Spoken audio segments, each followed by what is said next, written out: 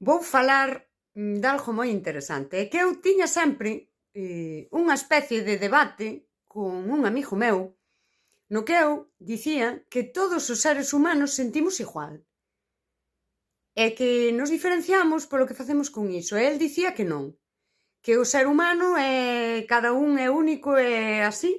Eu dicíalle que eu entendo que no sentir somos iguais. Non son poucas as veces que me teñen dito na casa que parece meiga porque adiviño as cousas. Non se trata de adiviñar, trátase de comprensión. Comprender o ser humano, comprenderte ti, moito autocoñecemento e interiorizar as cousas que che pasan. E logo as lecturas. Como fixen un montón de vídeos onde falei da microfísica do poder e xa meto sempre a Foucault e Bourdieu. Foucault falaríanos desa microfísica do poder como opera a nivel social. E Bourdieu fixo aquela teoría de como opera no individuo, non? Como as persoas nos sometemos e exercemos esas dinámicas ama-escrava, todo isto. E eu quería atopar aquí, neste capítulo de mecanismos de evasión, para relacionalo con todo este tema que falamos dos apegos evitativos, que eu opino que, chegado a este punto, onde é algo tan masivo, é un tema cultural. Daquela pasei aí media tarde, hai un dos... Fromm falaríanos de 3 formas de evasión humanas, que serían o autoritarismo, a destructividade e a conformidade automática. E aquí a conformidade automática para min sería ese nihilismo do que falei eu, non? Como redefinido na actualidade. Atopei e quero compartilo para que vexamos como iría, non?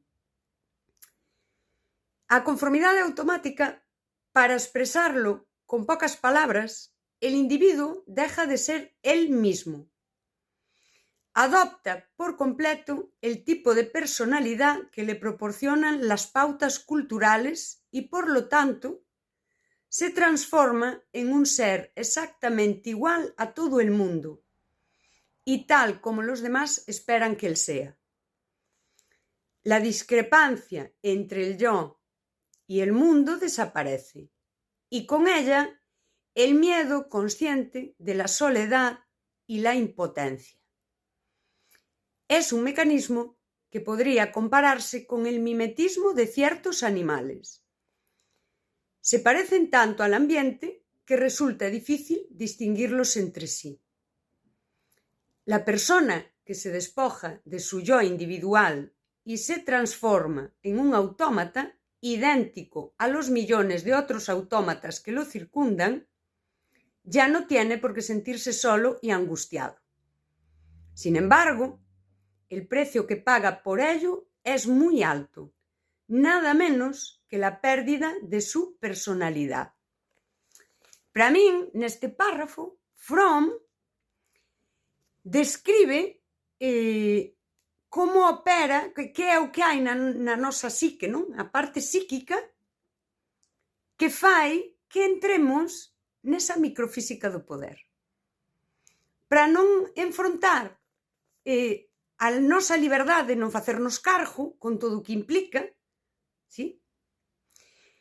Tentamos, como é xusto, ser unha persoa máis, ser da morea.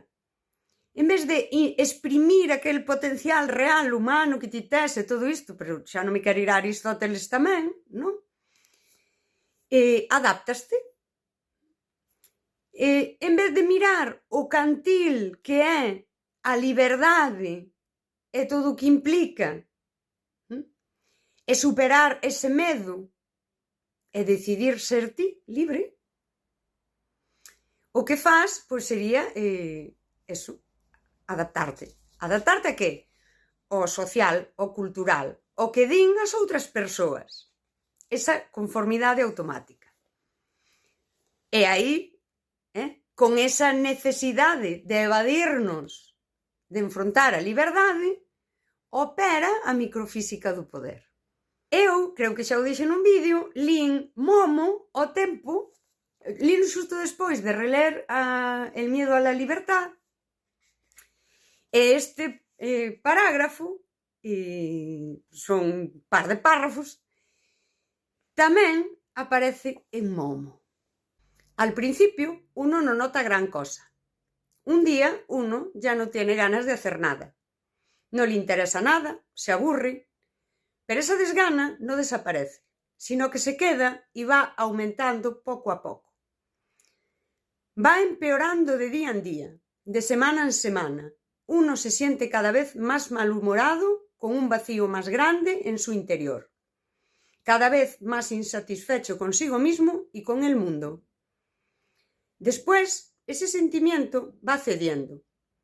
Y uno ya no siente nada en absoluto. Todo es indiferente y gris. El mundo te resulta extraño y no te importa ya nada.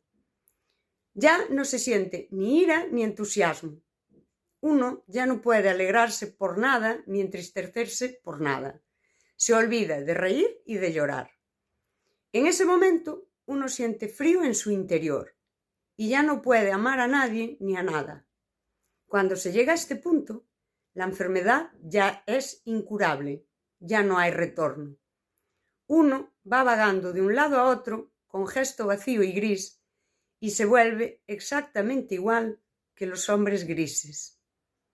Sí, en ese momento te conviertes en uno de ellos. Pues está en esa parte un pouco poética, preciosa, pero, para min, describe eso mismo. Dramatiza un pouco. É dicir, ti notas un vacío, que sería ese medo á liberdade, e como non o consigues superar, pois volveste un home de gris. Daquela, porque és un pouco meiga. Cando acumulas moitas lecturas e as túas vivencias, ti lees, integras o que lees, e as túas vivencias pásalos polo filtro das cousas que aprendeches, logo integras as vivencias, poderíamos dicir que cada vivencia, diría Kant, ti trascéndela, subes de nivel, non és meiga, é que eres quen de predecir como funciona un ser humano. E podes atopar moitas veces moitas cousas e anticipaste, é o que dixo eu, cóstache máis caer en certas dinámicas porque non. Porque xa te anticipas, porque xa sabes o que ven. E pareceme preciosísimo, e sí que tiña gana de relelo para conectar eso, e queda demostrado que as persoas todas sentimos igual cando diferentes filósofos, e que se tiramos de Aristóteles podemos ver nese tema do acto e tal, describen as mesmas cousas. O que pasa é que cada un, desde a súa formación, sí, e desde a súa propia vivencia, e incluso, bueno, neste caso non falamos de etapas históricas onde isto sería algo que se movía na sociedade, pero tamén en distintas etapas históricas, todos e todas as filósofas tratan os mesmos temas e descríbenos. E Fromm, que se dedicou á psicoanálise, mas eu considero filósofo porque teorizou moitísimo, explica que pasa na psique que nos leva a entrar no xogo da microfísica do poder, que nos leva a esa sociedade do igual, que tamén di na actualidade Byung-Chul Han, non? A sociedade do igual, onde nos fomos un pouco alienando, e toda a literatura infantil e xuvenil que está chea de filosofía maravillosa, contada dunha forma preciosísima, e que a min pois cadroulle así, reler isto e enganchar Momo xusto detrás e dicir, perdona, Momo, que acabo de ler isto en From. Bueno, que é maravilloso. Non hai cousa máis bonita que aprender da vida, aprender do humano, integralo e ser libres. As persoas libres somos moi molestas porque a nosa liberdade é como ese espello que tamén dirían, por exemplo, na filosofía oriental, a persoa libre é un espello moi incómodo onde as outras persoas poden verse e darse conta de que non son libres. Pero o camiño da liberdade está aí para todas as persoas. Sempre vos vou recomendar ler El miedo a la libertad de Erich Fromm. Vamos, tiña que lelo todo o mundo, ese libro. É unha maravilla lelo e relelo e volvelo a reler cando queiras buscar que che acorda a ti que había algo aí, porque hai algo que ten a filosofía tamén, e é que nas túas diferentes etapas, con novas vivencias, sempre rascas novas cousas para conectar con outras. E é unha faena porque unha na vida non ten unha vida para ler toda a filosofía que quere ler. Porque non van lela, non se pode ser productiva ao ler filosofía. Hai que lela, cambias de autor, tens que volver ao outro, que pasa moito ca filosofía, que uns autores xa te van levando aos outros, e non é xusto que non poidamos vivir máis tempo para ler máis filosofía.